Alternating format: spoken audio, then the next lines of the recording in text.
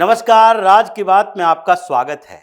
राहुल गांधी भले ही देश से बाहर हों, लेकिन इस बीच विपक्ष के अंदर एक अजीब सी सुगबुगाहट दिखाई पड़ रही है। समस्या वही कि संसद का सत्र आने वाला है और सत्र से पहले इन लोगों को एकजुटता का नाटक करना होता है। मतलब मीटिंग करनी होती है कि देखो भाई, इस बार इंडी अलायंस के सारी पार्टियां संसद के अंदर एकजुट रहेगी। लेकिन जो समस्याएं सियासत में आई, उसके कारण इस बार एकजुटता का नाटक भी इन लोगों के लिए मुश्किल हो रहा है। कौन सी पार्टी एकजुटता दिखाने की कोशिश करेगी?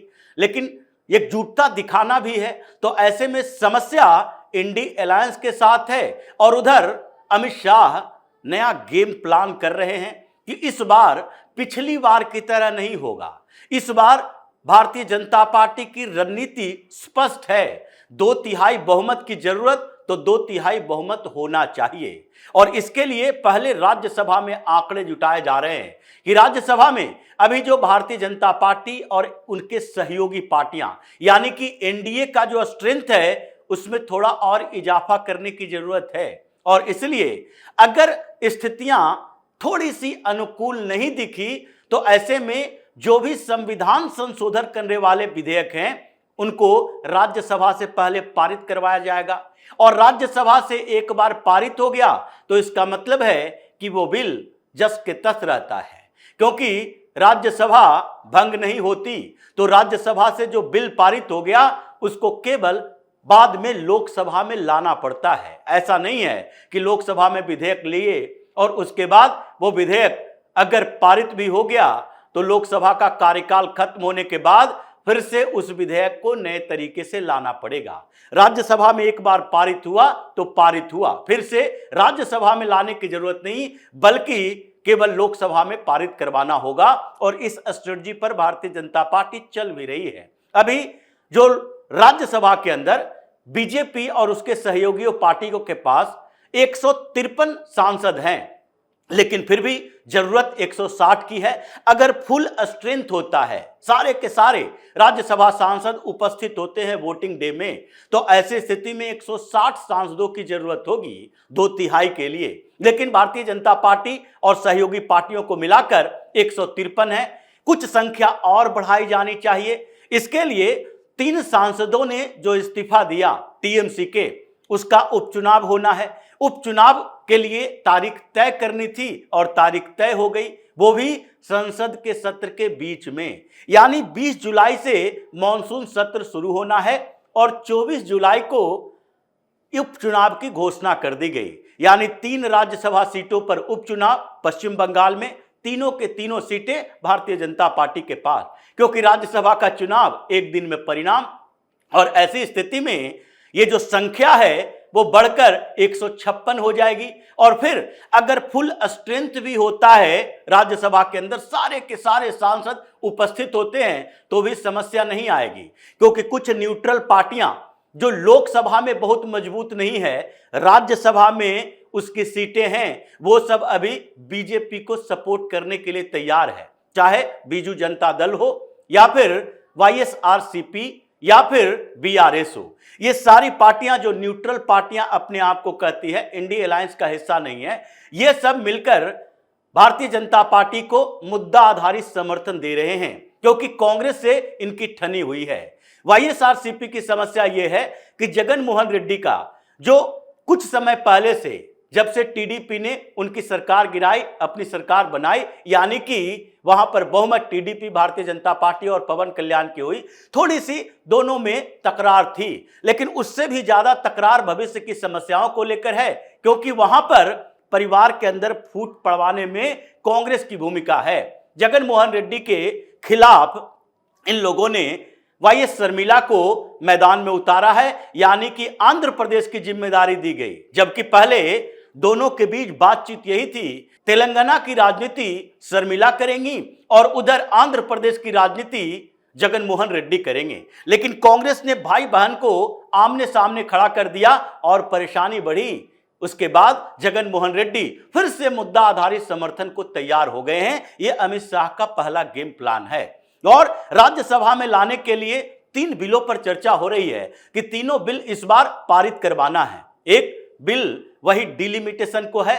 डिलिमिटेशन में अभी लोकसभा में इन लोगों की जो समस्या थी उस पर अमित शाह काम कर रहे हैं, क्योंकि लोकसभा में अभी भी टीएमसी के सांसद बागी हुए, अलग ब्लॉक बनाया।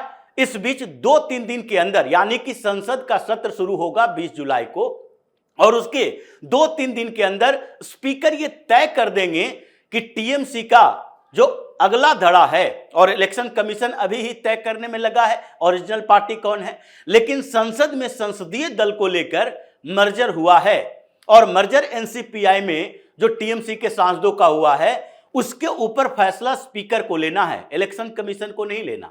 तो वो जो स्पीकर फैसला लेंगे उस पर निर्भर करता है कि इनके पास वोटिंग राइट रहेगी और ये किसके पक्ष में वोट दे सकते हैं। और इसके लिए स्पीकर 2-3 दिन में फैसला लेंगे, यानी 24 जुलाई को राज्यसभा में भी 3 सदस्य बढ़ेंगे और उसके बाद लोकसभा में भी टीएमसी से टूटे हुए सांसद भी आ जाएंगे। दूसरी तरफ उद्धव ठाकरे के सांसद और उसके अलावा जो इकट्ठा करना है उसी की तैयारी है, क्योंकि पहला विधेयक जिसके ऊपर चर्चा चल रही है वुमेन रिजर्वेशन बिल के साथ ये डिलिमिटेशन का विधेयक है, क्योंकि पिछली बार इसी के ऊपर तकरार हुआ और अमित शाह ने बदला लेने की ठान ली कि इस बार तो हो गई चूक, और उस चूक में भारतीय जनता पार्टी की अपनी भूमिका भी थी, लॉबिंग नहीं की गई थी, बल्कि उस मुद्दे को दिखाना था कि ये लोग महिलाओं के विरुद्ध कैसे हैं।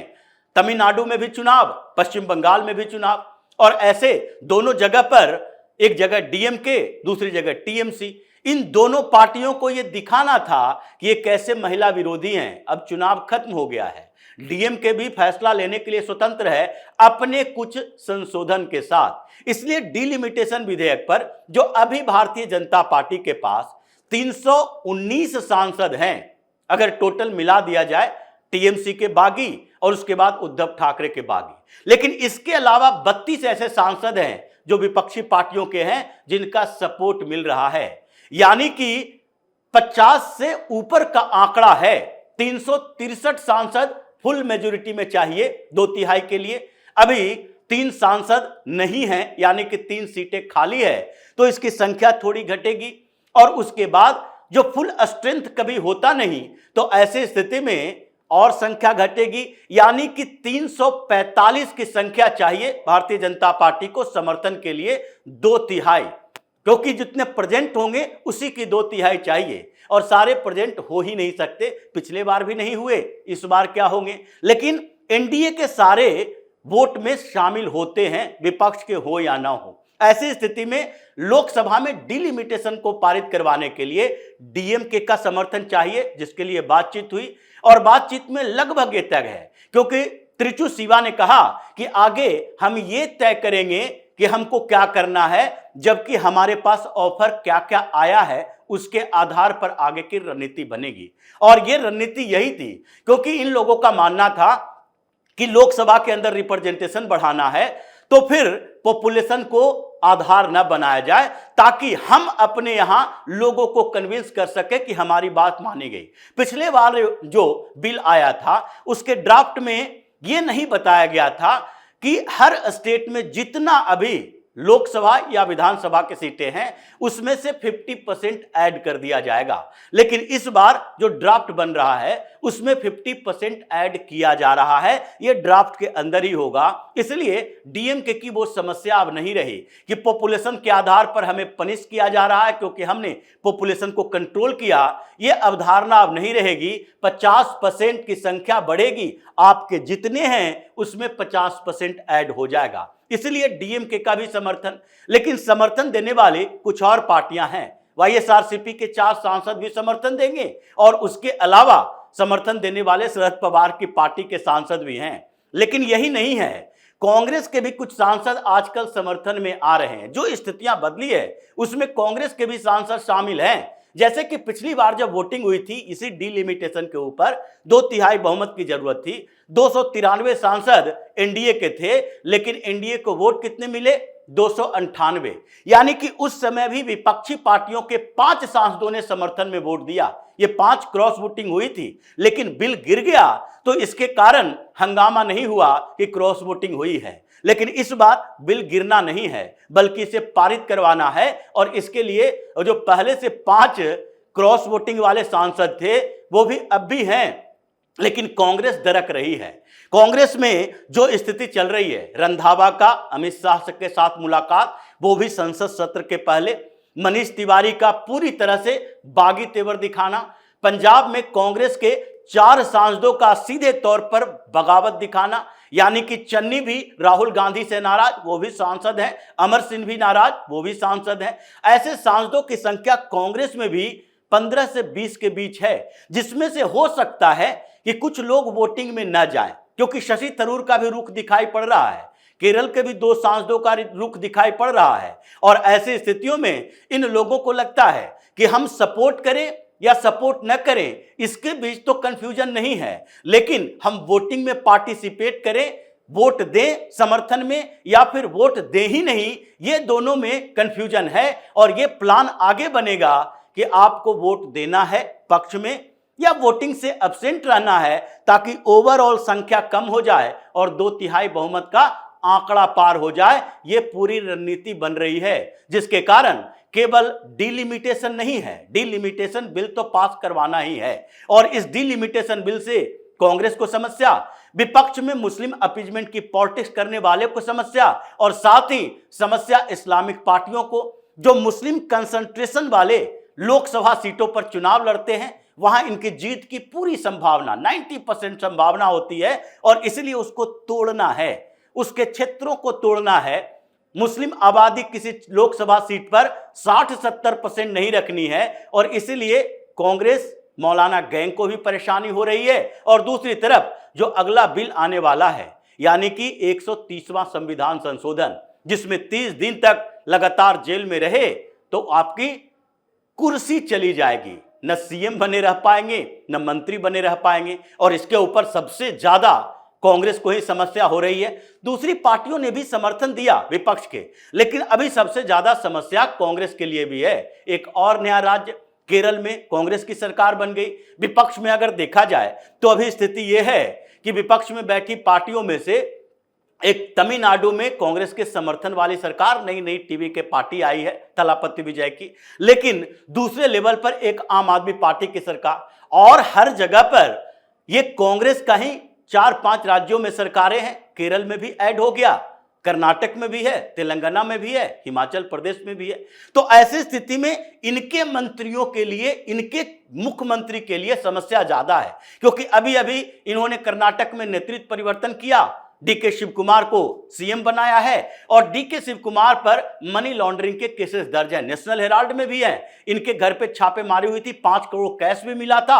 और बगल में तेलंगाना में कैश फॉर वोट के लिए फंसे हुए हैं, जिसका स्टिंग वीडियो भी सामने है कि कैसे अटैची में लेकर रेवंत रेड्डी पैसा देते हैं एमएलसी के चुनाव में विधायक खरीदने के लिए कि हमारे पक्ष में वोट डालो। तो इन लोगों की समस्या तो है, हिरासत में ले लिया, और अगर मनी लॉन्ड्रिंग के केसेस दर्ज हैं तो ऐसे में 30 दिन क्या 3 महीने तक जमानत नहीं होगी, फजीहत अलग। इसलिए इसका विरोध कर रहे हैं, ये बिल भी सामने आ रहा है। और फिर 1 नेशन 1 इलेक्शन का भी इंतजार है। यूसीसी पेंडिंग पड़ा हुआ है, 2/3 होते यूसीसी भी इंट्रोड्यूस किया जा सकता है, किसी भी एक सदन में इंट्रोड्यूस किया जा सकता है, जहां के बाद आगे के कुछ अनुकूल परिस्थितियां होने का इंतजार किया जाए। इसलिए 32 सांसद विपक्ष के फिर से पलटे हैं, और जिसके कारण 2/3 बहुमत 3 ये बिल पारित करवाने के लिए लगभग तैयारी हो चुकी है विपक्ष में, खासकर कांग्रेस में। इसीलिए आजकल मातंग का माहौल चल रहा है। तो इसी तरह की खबरों के साथ फिर से हाजिर होंगे, तब तक के लिए बने रहिए हमारे साथ और देते रहिए हमें सहयोग, ताकि इसी तरह की खबर हम आपके लिए लाते रहें। धन्यवाद।